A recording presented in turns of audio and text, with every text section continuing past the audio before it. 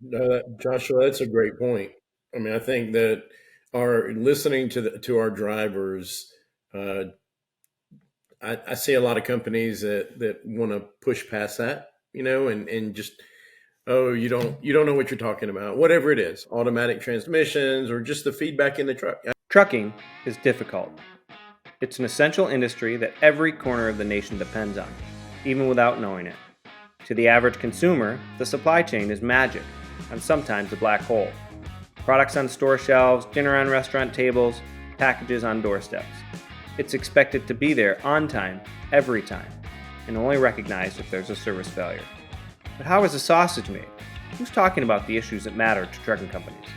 Welcome to True North Truck Thought, or the TTT Pod for short, a monthly podcast hosted by Scopelitas Transportation Consulting and brought to you by True North Companies. We're here to demystify the magic, address the black holes, and to talk trucking to the industry we love.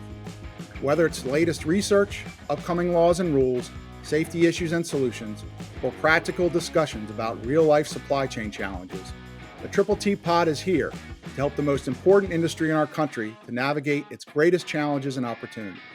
We bring together some of the best and brightest experts to talk about and tackle some of the most pressing industry issues. So without further ado, I'm Steve Kepler. And I'm Sean Garney. Let's get trucking. If you've been reading the trade press or attending trucking-related conferences lately, you've almost certainly read about or witnessed a presentation on how to leverage the mountains of data being produced throughout your operation.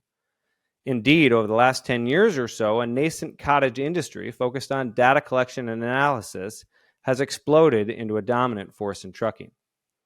In the fast-paced, slim-margin world of trucking, safety and efficiency are paramount. But how can data help us achieve these goals? When should we leverage it, and what are the best practices for doing so? To help us navigate this critical topic, we have two esteemed guests with us today. First, we're honored to welcome Joshua Vance, Vice President of Safety and Compliance with J.B. Hunt. Joshua brings a wealth of experience from his more than 21 years with one of the leading transportation and logistics companies in North America. He has been at the forefront of integrated data-driven strategies to enhance fleet safety and operational efficiency. Also joining us is Stacy Sadar, Business Development Manager for Geotab, a global leader in telematics. She's also spent time with other recognizable data-focused industry suppliers like DriverReach, Idelic, and Omnitrax.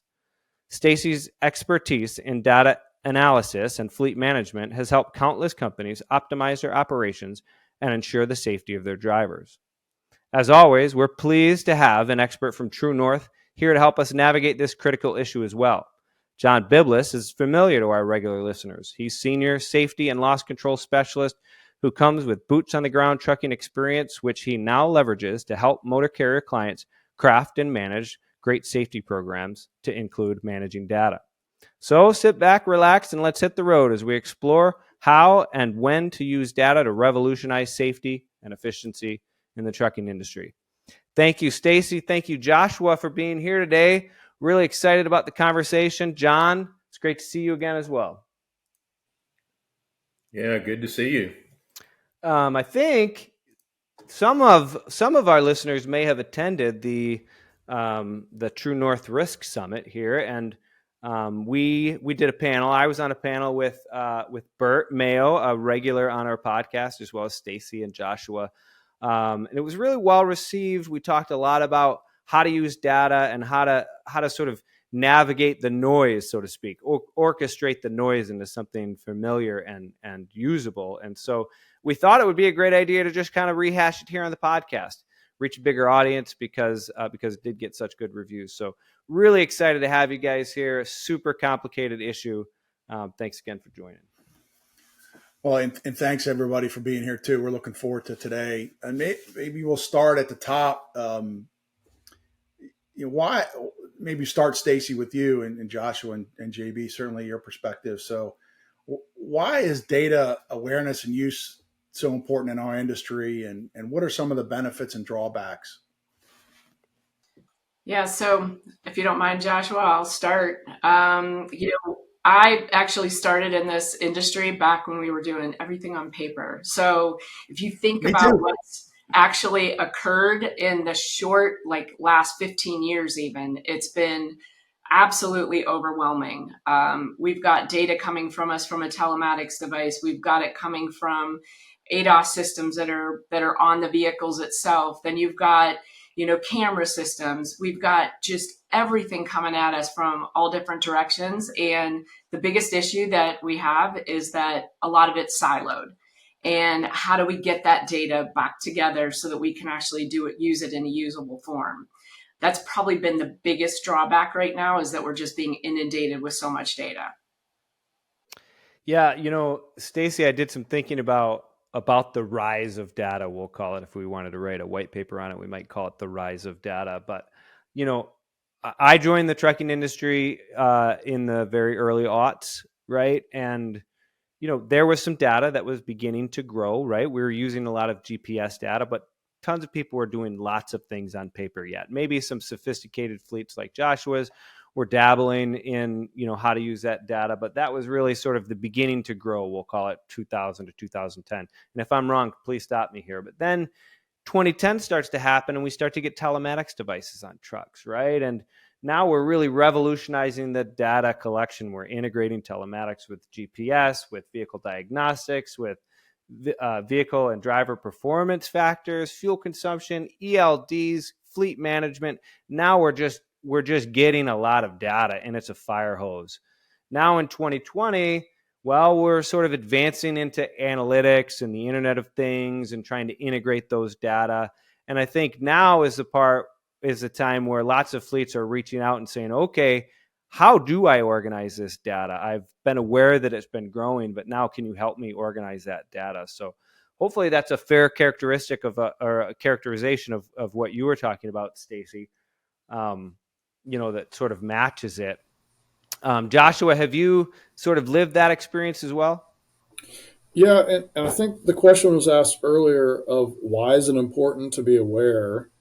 And I just wanted to touch on that for a second because in the litigious society we're in today, other people know about that data. And so the last thing that you want to do is find out there was something available that an attorney has gotten a hold of and starts asking you questions and you're unaware or uneducated to be able to answer those questions and be able to stick up for your driver or fully understand what that signal meant and oftentimes more importantly what it didn't mean.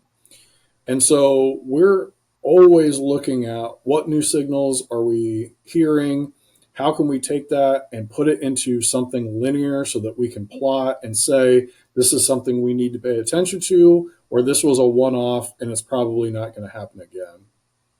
So we work on that type of thing all the time to make sure we are aware of what we need to be, educate ourselves on what it is, and then put together a plan on how to handle it.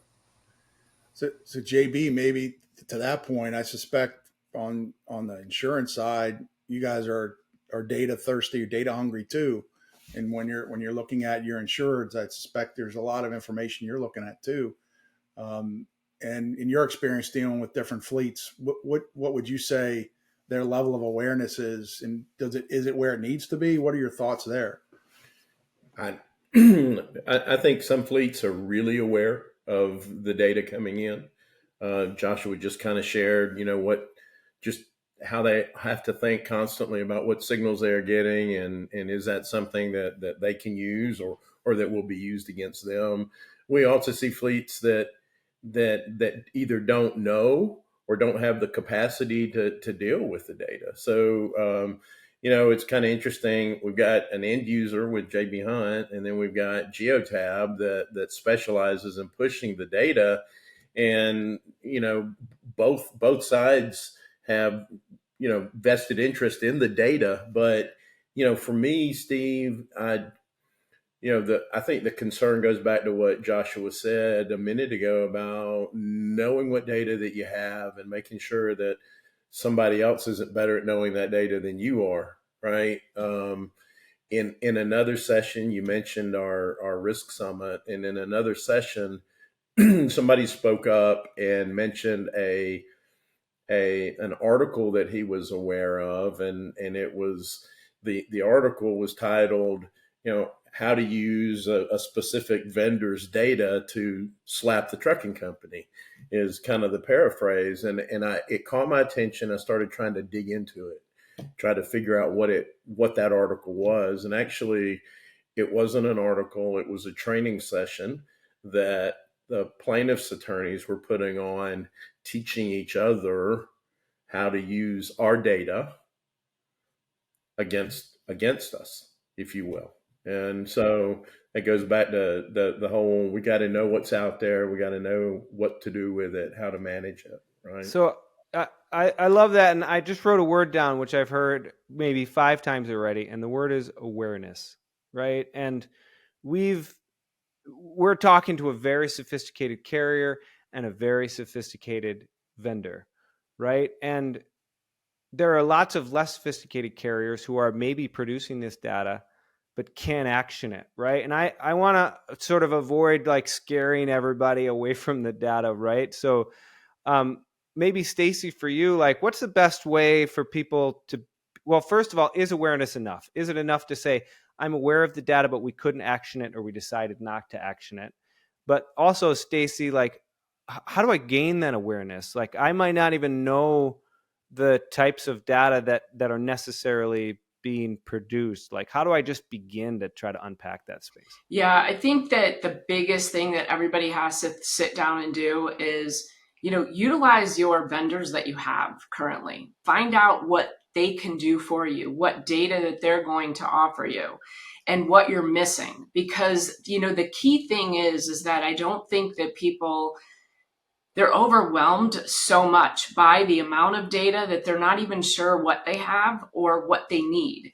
So from my perspective, and this goes way back when all this data started, is I like to take a look at the entire operation, the entire business. What systems are being used? What do you wish you had? What do you like that you currently have?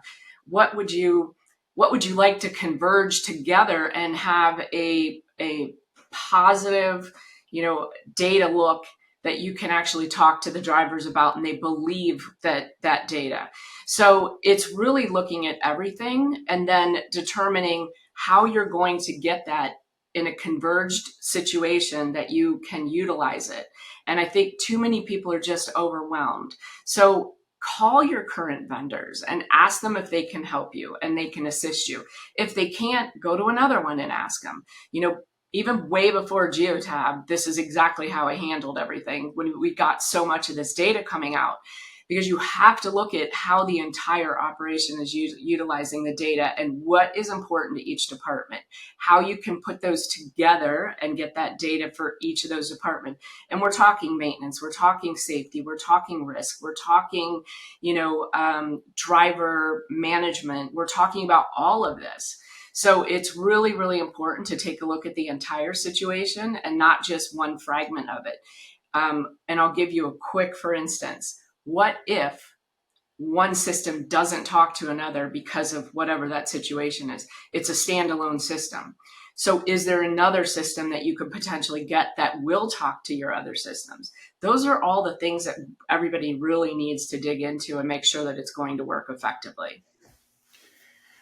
So maybe picking up on that, Stacy, maybe also piggyback to Joshua after this. But so why do you think some carriers struggle to analyze this data? Obviously we talked a little bit about, and it's unfortunate we started this podcast off by talking about litigation, but it's a reality. We want to be proactive. But why do you think some carriers have struggled with this? And also maybe Joshua, after that, obviously you all have been in this space for a long time. How did you overcome those challenges at JB Hunt? Are we starting with Stacy? I'll let you go. He said JB Hunt. So I think to answer the first piece, I think that the reason people struggle is because it's still new. And when things are new, especially when they are digital, the first inclination is for an old school trucker to assume that it's not real or to assume that it is faulty in some way. And so if you start with that mindset of, well, this is probably hokey and it's going to go away, I'm not going to trust it, you're not going to spend the time you need to learning about it, understanding it, figuring out where the positives are, and learning the faults. There are faults in the data. You can go down a road that you don't need to if you don't fully understand what it's trying to tell you. And so I think one of the big things for us is we're not afraid to ask for help. There are multiple times I reach out to those on this podcast and say, hey, this is something new. Can you help us out here? What are your thoughts? What are you hearing? And you have to have contacts like that that you can trust and reach out to and get some advice. And I think John brought up before that some people just don't have time to look at this. That's where asking for help is even more important because someone else will take the time to figure out your data. And either that's someone you've asked to help or someone who's out to hurt you. Mm-hmm. And so if you can't do it in-house, that's okay. There's no point in feeling shame about it. Find a partner, find a vendor, find a trusted source to go to and say, what do you know? What do I need to know? And how do I bridge the gap there? Well, that's a great point. I think that gets back to Sean's question. It is, and you're making the point that it goes beyond awareness. You need to understand what it is and what it's not. And maybe, I don't know, Stacy, where do you think a good place to start would be in helping people, fleets, and trying to understand all this data? Yeah, so this is where if you're not going to seek outside help, and I mean ask a vendor to come in and assist you, you know, I walk into a situation and I'm looking at, I talk to every single department, even though you think I'm just telematics, I'm just an ELD, but that has to touch other data.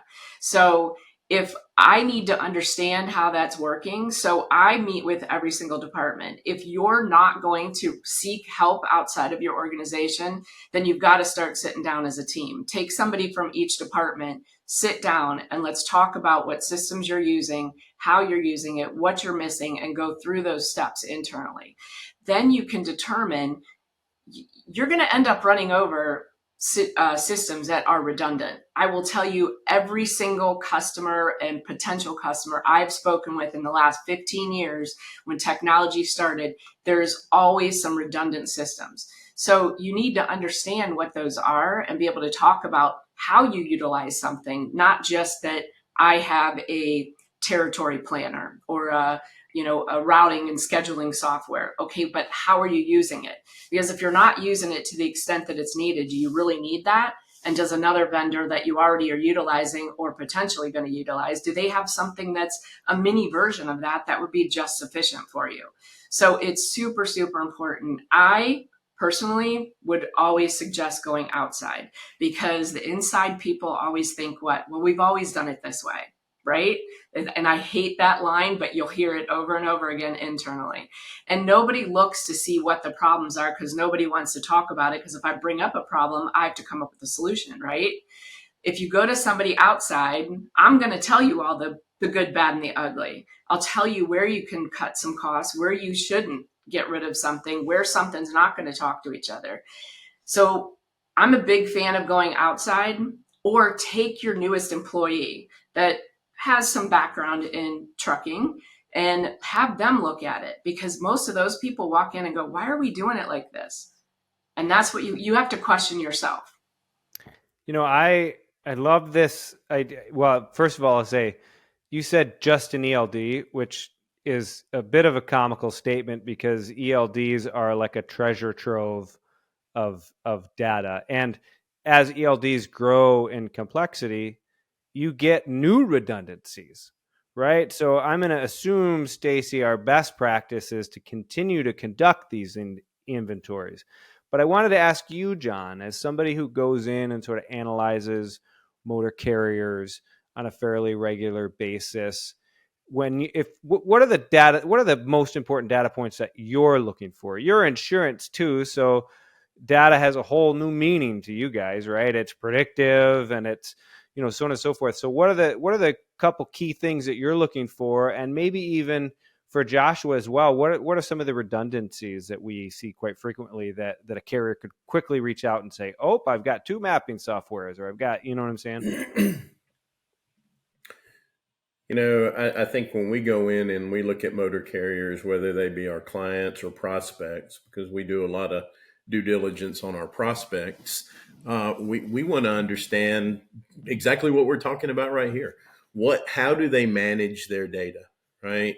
It doesn't really matter to me what data they're getting in. I just want to know what they do with it, right? Do they have cameras? And if they do, what is their process? Do they have a process? Because you know what? We still run into motor carriers that don't do a good job with their data, with their camera data. They want cameras, but they have all this AI technology, and then they don't use it because they don't have the bandwidth to, or they ELDs. That we think that it's just hours of service violations, but you start asking them questions about, what about all this other data that it generates?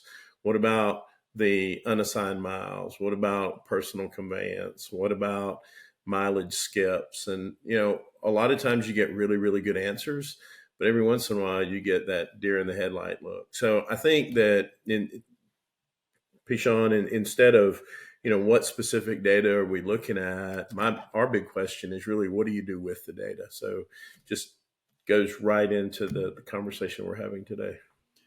Well, that's an interesting point, JB, because there's a lot of noise of data that interestingly, I did a little research prepping for this, and a couple of authoritative sources said that by 2025, globally, we're going to have 175 zettabytes of data globally. I have no idea what a zettabyte is, but it's Sounds 1 big. billion terabytes, and a terabyte is 1 trillion bytes. So, yeah, how do you eat an elephant? One bite at a time, so right? It's a lot, right? Right. So, and a lot of that is unstructured data, right? It's in different places. And I think Joshua, maybe you can talk about this a little bit more. Like, how do you, your experience, how do you wade through that noise? This is picking up on your point too, JB.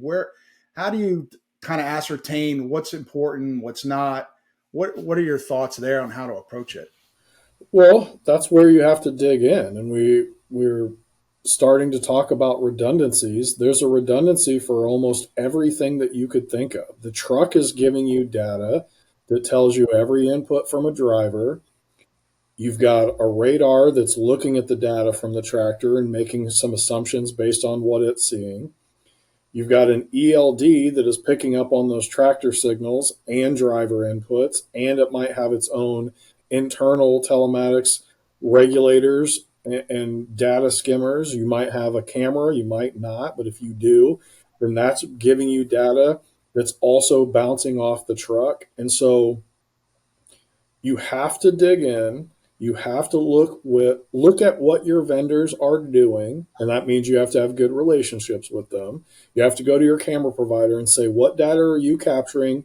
Where are you capturing it? How are you capturing it? And one of the things that we did was we determined we were going to set up a small team, just a couple of people, a small team of individuals who can go out and drive trucks and gather information. Where are the redundancies affecting the in-cab experience of the driver? And I'll give you an example. One of our tractor manufacturers throws the speed limit up in the dashboard, and one of our camera providers uses speed data from a map, and sometimes the map does not match what's on the in-cab display. And so we went in and said, for our case, we are going to trust the information from the camera provider because they're the ones who are going to record an event if there's a speeding violation, in its opinion. So because the data on the dash is static and doesn't go anywhere, we decided that was the redundant data point that we were going to eliminate. So it goes back to what we've been saying. You have to dig in, you have to ask questions and understand. Until you understand it, you can make all the plans you want, but you can end up in a position you don't want to be if you just make a knee jerk decision. We're going to do this instead of that. And you don't really know why you did it. You were just taking a stab to make a difference. So, getting a full education from anyone that will help you is going to help you get in the right direction. And then understanding when you do have redundancies, if there's a difference, why is there a difference? Is one using a camera that sees a speed limit sign? And I'm just sticking with that same example because it's easy right now. Does it see that road sign and go, well, I'm going to assume I haven't seen another one, so the speed limit's still this, versus another is using an Ezra map or something else that maybe hasn't been updated? You have to understand that difference so that you can make the right choice for you. Everybody's right choice is slightly different. But you've got to understand it before you can do that. Yeah, probably understand and justify it for sure. I was just thinking about your answer, and one of the questions I've been thinking about is how do I validate the data, right? Like, the older generations maybe don't trust the data as much as the younger generations who may just overly trust the data. There's got to be some spot in the middle. Do you think trucking companies also need to be like little scientists running around running little experiments to discover which data point is the best? Or how do I even navigate this like trust of the data issue? I recently got a dash cam in my vehicle just to kind of have that experience, and have certainly noticed a lot of noise coming off that device, that makes me wonder how accurate that is. So do we need to partner with our drivers to do little data verification, or partner with our dispatchers to make sure that they're verifying? How do we get that done? Stacy, have you kind of walked carriers through this sort of inventory and this validation Yes. process? Yeah. So this is where, Joshua mentioned it regarding, the speed data on the road. You really, really have to understand where that data is coming from and what it is giving you. We see that, even going back to my smart drive days, we had put geotab on the smart drive box. Great. However, what data were we giving you? That's the question. And if you don't understand what that difference in that data that for the Geotab device off of the smart drive box versus a Go 9 device that we put into the vehicle, you need to understand that. We've got OEM data going crazy, right? I mean, now we're getting Geotab already coming out inside of the OEM vehicles. So, but what data are they giving you? If you don't understand what that data is, then you're not going to know what you need or if you're going to get what you want. And so I think that what everybody needs to do is not just look at where all these sources of data are coming from, but going back to that, is it talking to each other? Because if it's not and you can't converge that data, you're still having the same issues you have, just data overload. Big example, if you look at, we received an RFP for something that we don't even do. But I sent them a note back and said, we'll respectfully decline that RFP, but you should look at this, and this systems also while you're analyzing trailer tracking. Don't just look at trailer tracking alone. Look at what the ELD is. Look what those cameras are. Look at that maintenance system. How is all that working together? Because if it's not going to work together, you don't get that particular trailer tracking device. If it's standalone, it might not help you in the long run. And we're trying to converge that data. Geotab alone does, I don't know, I think we're up to 80 billion points of data a day that we're processing. That's an insane amount. And that's just from our system. So think about what's coming off of the event recorders, the cameras, what's coming off your maintenance, what's coming off of the OEM. So you've got to take a look at all of it. Otherwise, you're going to get yourself into a pickle and you're still going to end up with siloed systems. But Stacy, I can't. I'm not a big enough company. to look at all of it? How do I do that? We have to remember that the Joshua Vances and the other folks in the industry, they can't. Like, I just don't want our listeners to be frustrated and say, I only have 80 hours to work in a week. Correct. Utilize your vendors. This goes back to bring that vendor in, contact each one of them and say, hey, we need your help. And don't just stick to one of them. Call in the camera provider, call in your maintenance, your system provider, call in your ELD telematics, meet with each of them and see what they suggest. That's what we're here for. So I'm going to ask Josh a follow. I'm sorry, Steve. I want to ask Joshua a follow up on this.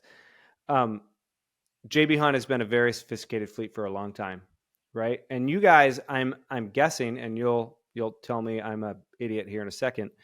I'm guessing that years and years ago you were doing, and maybe still today are doing, a lot of your own integrations, right? Pulling vendors from other locations and trying to come up with useful dashboards.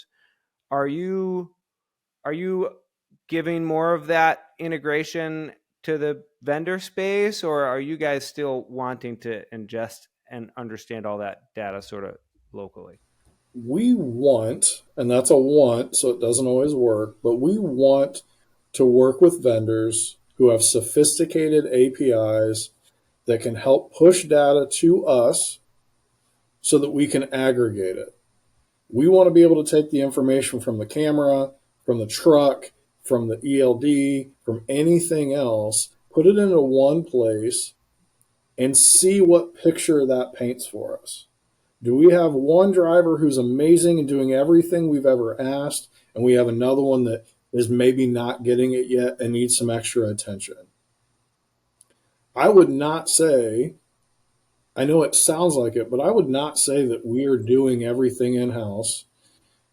I would say we're probably doing more than most because we have the staff to be able to do it. And I do have a couple of people who they understand this stuff. They have a passion for data. They have a passion for figuring out what things are looking like and developing patterns and pointing those out.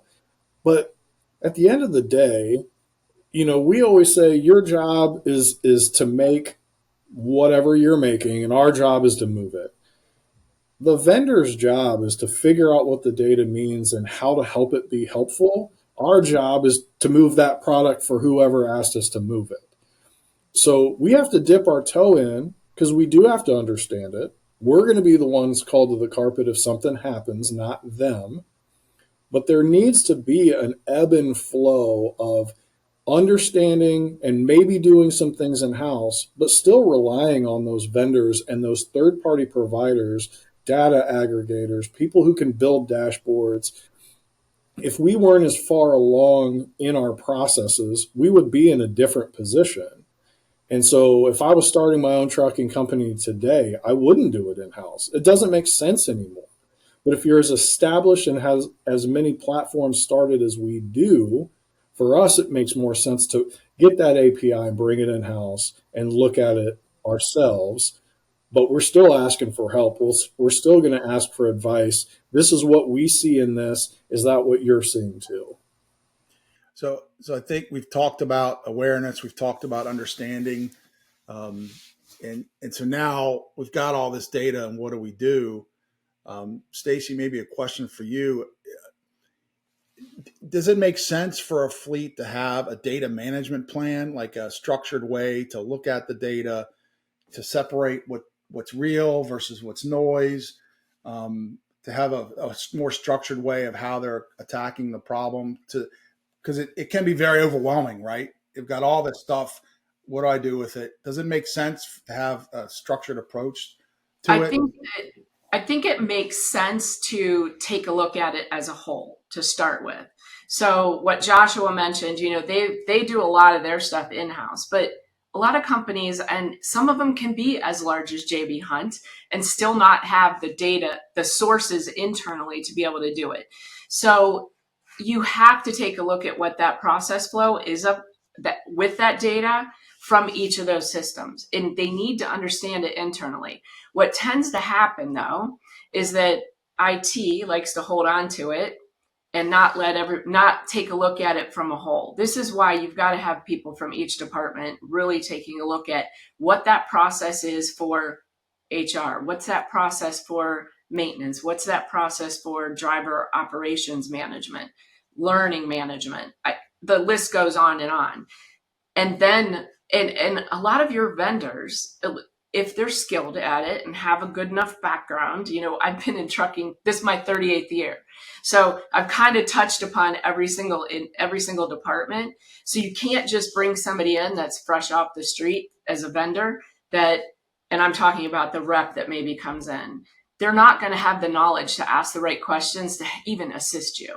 So it's super, super important to really branch out, get help from all over the place. And like Joshua mentioned, most of the vendors if they're not helping you directly, they've got partners that are doing that to help you directly. Yeah. And I want to go back real quick. Sorry, John, I hate to cut you off, but Sean, you asked, should we have data scientists? Should we have drivers that are testing things? Should we have managers? 100% rely on your drivers. They know what's going on. They're the one that's behind the wheel X hours a day. They're the ones that are experiencing what is going on. And they're the bridge between what the vendor is telling you and what you're receiving. They can tell you, well, this is what happened. And it helps all the more if you have a camera to be able to show them the event as it recorded and walk you through it. But we do tons and tons of trials and pilots with trusted drivers that we can come back and go, we need your feedback. We think this is good, but we need to know from you this is good or this is not good. And you're going to have varying degrees of complaints because everything new is scary. But when you're able to reach out to your fleet and say, John Smith, I think automatic, because this was a big one for us, automatic transmissions, this is really going to help you. You get the one guy that says, man, I'm a trucker. I don't need no automatic. And another one will come back after a day and go, my shoulder doesn't hurt. My knee doesn't hurt. This was weird, but man, I sure do feel better tonight than I did last night. You need to have that trusted feedback from people who are spending their lives behind the wheel of your tractors. And I just didn't want to let that go. No, I think that's Joshua, brilliant. That's a great point. I mean, I think that our listening to our drivers, I see a lot of companies that want to push past that, and just, oh, you don't know what you're talking about, whatever it is, automatic transmissions or just the feedback in the truck. I was visiting a client, and a mechanic went and picked up a truck from a dealership 2.5 miles away. And he came back and he walked in and he said, I just want y'all to know that truck beeped at me 27 times in those 2.5 miles. And my question was, what was beeping at you? He said, what wasn't beeping at me? He said, the camera was telling me, one thing, the lane departure on the truck was telling me, there was 3 or 4 different systems that were talking to the driver. And so when the driver calls in and says, this truck is driving me crazy, well, all right, let's think about all the feedback you're getting, because some of it may be the driver. Okay, truck's telling you you're speeding, slow down. But there are things that aren't controllable. But I wanted to ask a question. We've been talking about the larger carriers, and we're blessed that Josh was able to join us and we get that perspective. But what about the 150 truck fleet that, I don't have time to call my vendor to talk about this stuff. So what do they do? How do we help that fleet understand what to do with their data? Because it's 5 people in a room dispatching 100 trucks, trying to do maintenance, recruiting, everything else. They've got to manage the data too. I know I'm a host here, but I would say you could call Steve or I. We'd probably help you out. Just put a little pitch in there for us. But my thought there is I don't think they can't ignore it anymore. It is fundamental to business today. no matter what industry you're in. And so I know a lot of folks go kicking and screaming, particularly a lot of drivers. But I think, Joshua, you're absolutely on point. Start with the people on the ground every day and build them into that process, because you're going to get better buy-in. They're going to help shape your future. And so get them in early and often, and don't just set it and forget it. Don't set something out there and forget about it. It's a continual process. And I'm sure, Stacy, in your experience dealing with fleets, it's not something that you can only do once a year. It's a continual process. It's constant. Right? It's constant. I mean, if you think about even Geotab, we throw out an update every time you turn around, because we're constantly adding additional stuff to it. So what you look at today and you say, well, I need this system over here because I need that data.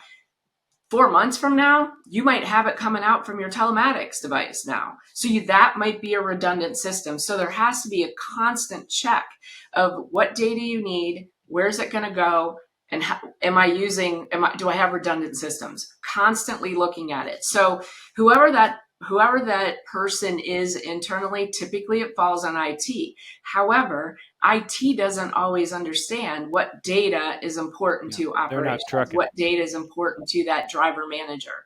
So it's got to be a team effort, whether you pick one person from each department.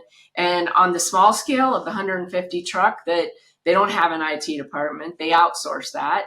So you get your operations manager, your driver manager, you get those people in the room, and let's talk about that data and what we're getting and what we're missing. How can we converge that data? Do we have a vendor that can actually converge it? Or is there a safety scorecard that's already built out inside of one of our systems that's converging that data to help us with that driver? When it comes to what that driver's going through, like John, you mentioned with the nonstop, 27 alerts all the way there, and it's coming from all these different places. That's where it comes back with taking that feedback from the driver, going back to each of those vendors and saying, all right, I need to understand what data you're giving me, what data you're giving me, and what data you're giving me. Then which one is going to be my truth if I can't converge that data? So, and can I shut off those audible alerts to the driver on those other systems and only have one of them that's feeding him the source of truth? So that's super important. And that 150 truck or 15,000 trucks, you can all ask that question. Yeah. And I think that ties in perfectly, because, John, you said that those people that just don't have time to do it. I think that at some point you have to ask yourself, what am I so busy doing that I don't have time to figure this out? And more importantly than that question, what could understanding the data and getting rid of redundancies and managing this information and making plans, how could it make me more efficient? How could it save me time tomorrow by putting in some extra time today? If it's just coaching drivers or dealing with collisions, if you can find systems that help your drivers create better habits on the road, then that time goes away because you're not having those events to deal with. And if it's drivers coming back and complaining, this truck's beeping at me all the time, if you better understand it, can maybe coach them to change a couple behaviors, and that beep goes away, so does that conversation. And they come back the next day and they pat you on the back and say, I get it now. Thank you. Yeah. So you just have to think through that.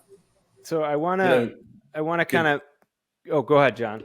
Well, I was just going to say, great point, Joshua. I mean, I was thinking while I was asking that question, it's just identify the critical few, right? And start with the critical few. And as you address whatever you identify as critical few, it starts going away, and you don't have to work on that as intensively, and you can move on to the next thing, and then the next, and then the next. So there is hope for the smaller carriers that are overwhelmed with the data.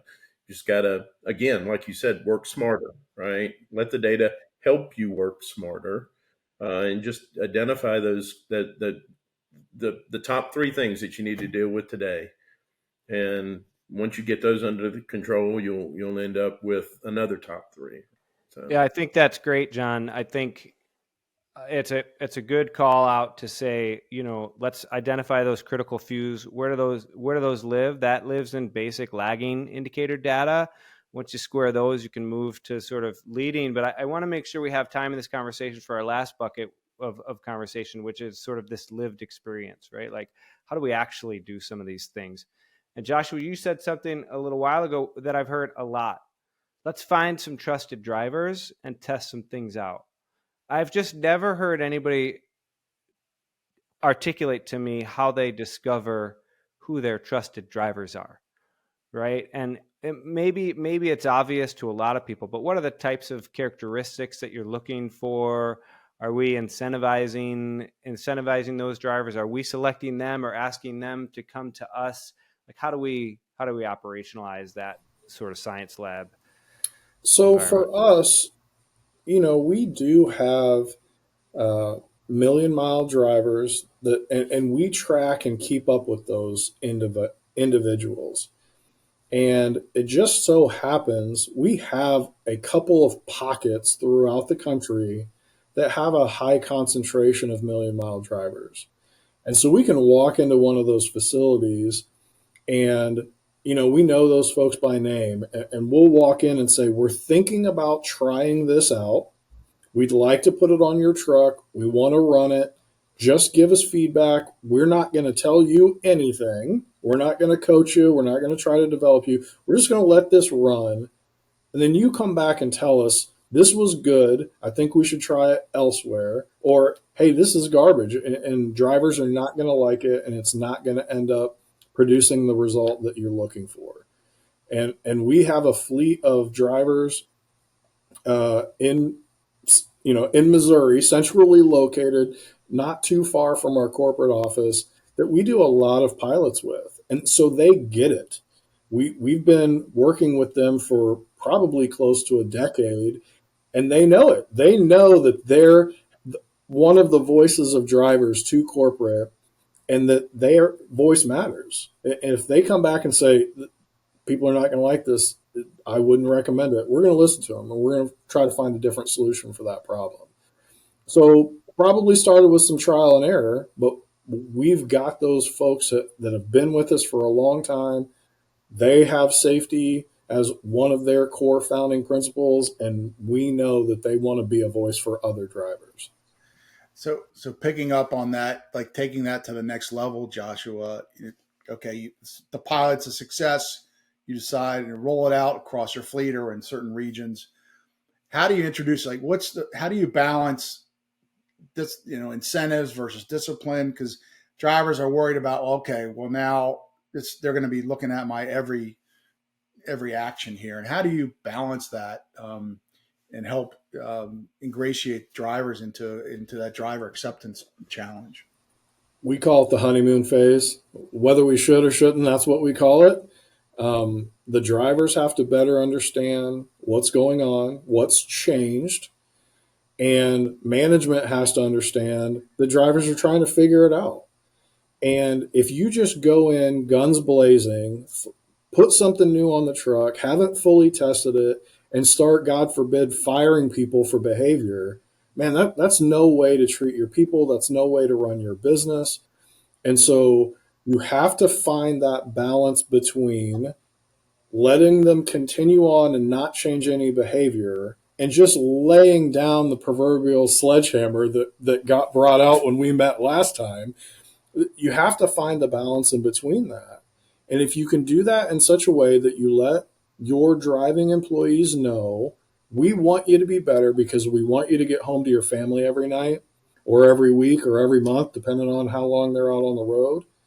And it's not about making you feel bad or punishing you, they'll eventually get bought in and they'll come back later and say, man, I didn't like it at first, but this is great now. 100% agree with what you said, Joshua. I think the key is with those drivers is that you pick the drivers that are influential and who will be vocal about positives or negatives about whatever system you're asking them to do. I've seen massive, changes that have occurred when cameras were installed at 1,000 truck fleet and everybody's worried that half the drivers are going to leave. When you have 2 drivers that leave out of all of them, it tells you. But they picked drivers that were influential and vocal about the positives and negatives about testing the system. So the way that JB Hunt's done it, Joshua, with that group of drivers, it's perfect. And that should be the way it's done with all systems. You got to test them and let the drivers see how it works, because they're going to compare what they like and don't like about it, and they'll let you know.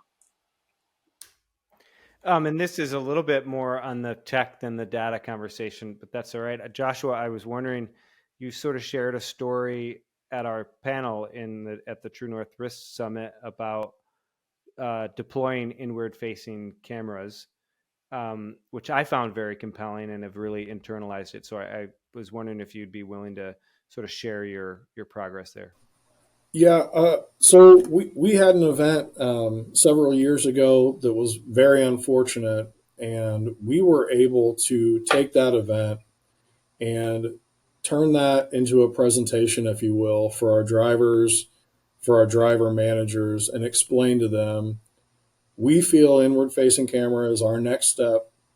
We don't want drivers to experience something like this in their career, in their lifetime.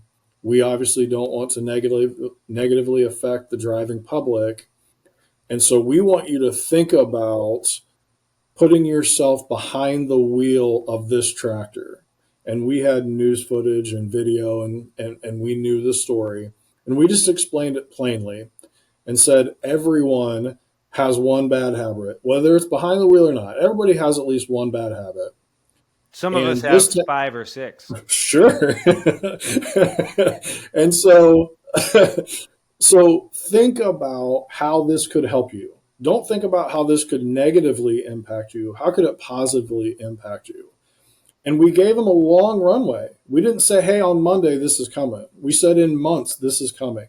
And we've started rolling it out in certain locations. And these are the results that we're getting. These are the improvements that we're seeing.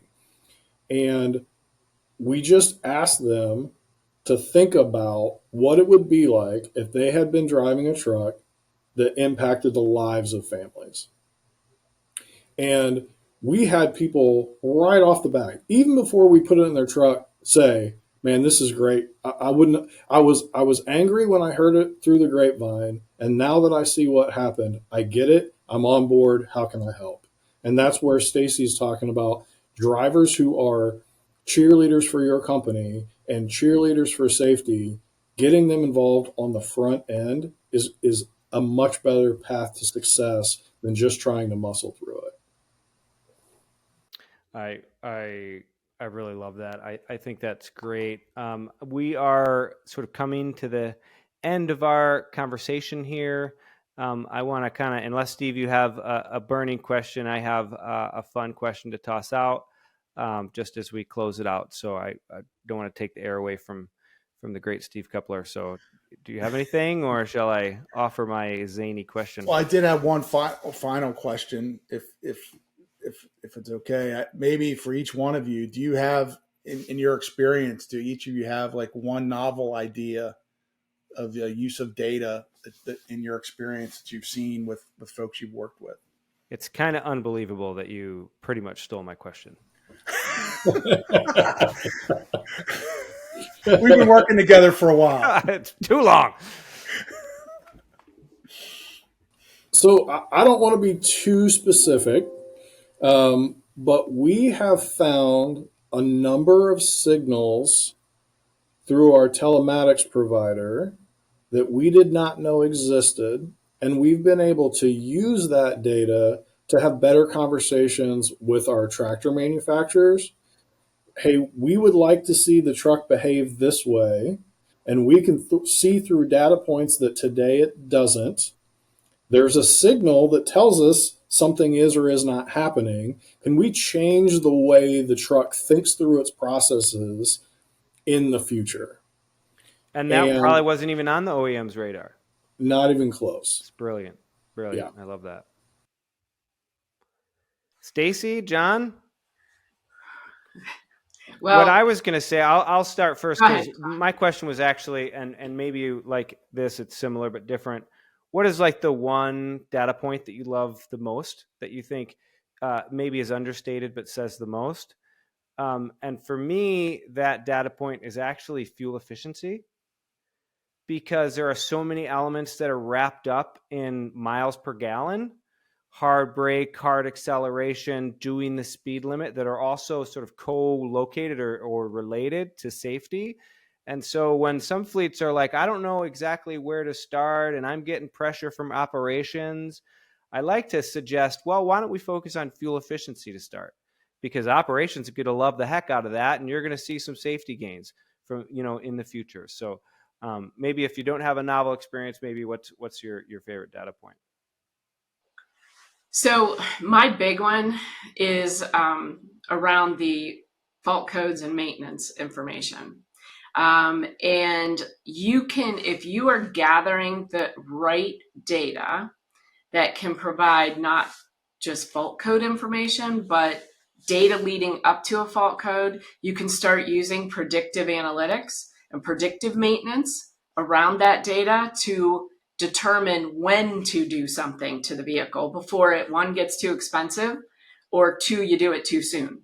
So that's a real easy spot to take a look at it, but you've got to make sure you're getting the right data, because if you're not, then it's not a good thing. I mean, honestly, I've used the data myself to save myself money. So on my own vehicles. So it's super, to me, I think that's a good spot to look at, because people tend to forget about the maintenance side of it. They think about it as keeping up with the vehicle, on a preventative maintenance schedule. But what can I do to predict that maintenance issue coming before it happens? Why do I have to And wait for the park to break, right? yeah, I mean, it's a huge situation. So to me, I think it's an easy thing, and along with the fuel efficiency, 100% agree on that.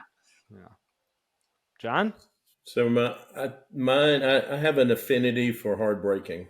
I You and hard braking get along real well, huh? Yeah, well, no, I just Maybe don't drive with John. I think that was the first data point outside of electronic logs. That was the first data point that I really had to manage, going all the way back to Qualcomm, and I mean that was really the only alert that we got back in the day, if you will. And what I found was that the hard braking is not, well, first off, it's not always the driver. It could be the action of somebody else, right?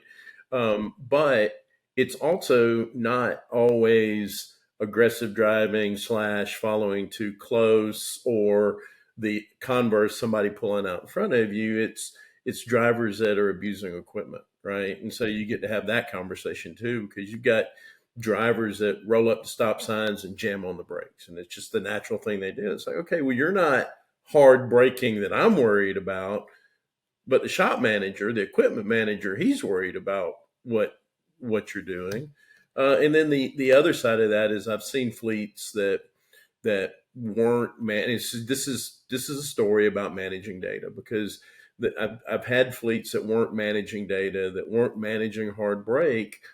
We took it over for a fleet that operations was supposed to do it. Safety started doing it, and within 6 weeks, the instances of hard braking almost disappeared. And not only did they almost disappear because you were giving the drivers feedback and they were going, if I don't do that, they won't call me. But it turned around, and now they started having drivers picking up the phone, calling, going, hey, did you get that hard brake? Because I want to tell you about it, because that wasn't my fault. And so it just completely changed the dynamic of how drivers behaved within that fleet to the positive. The story there is manage data, you get positive results, and you affect positive changes. So it's an interesting point, JB. I just had a conversation just yesterday with my son. We were driving in the car, and we had this discussion about hard braking. And this links to your point, Stacy, that the harder you brake, you're going to wear out your brake components sooner. You're going to wear out your tires, and so it's not just one act. It leads to other things, and the data can help show you that. That's a great example. Could do a whole episode on predictive analytics and AI computing to get there. But maybe for another day. I want to say, Josh. Yeah, I want to throw in here. So very different because it's a data point we create. So my favorite data point is days and miles driven without a recorded event or a collision. So we track all that on our drivers, and we, have a proprietary app where they can go out there and they can compete with their peers, and they can know this is how many miles I've gone, this is how many days I've gone, and get some healthy competition going. And I talked before about million-mile drivers, and we really do a lot to promote them and praise them and show them a good time. We just recently had all our multi-million drivers from 2023 into corporate and celebrated them, and it was a fantastic time. So that's my favorite data point, because then we can show other drivers that are struggling it's possible. You can do this. You can do this. Could do a whole nother podcast on gamification too, huh? Yeah. Maybe we should all come back together and get the band back together sometime. Well, I want to say thank you to everybody for coming and being on our podcast, for staying late and sharing your wisdom. It's absolutely, I think, super important for us to get our hands around what data is and how to use it, to not be afraid of it, but to tread, with some caution and some intentionality to make sure that it's providing us the things that we need. So with that being said, I'd like to thank everybody for coming today, and, until next time. Thanks for listening to this episode of True North Truck Thought. If you enjoyed the topic today and want to tune in for future conversations here on the Triple T Pod, make sure to follow us. Also, please don't hesitate to let us know which topics you want us to cover in future episodes. Drop us a line in the comments section or send us an email to transportationnews@truenorthcompanies.com. Thanks and have a safe day.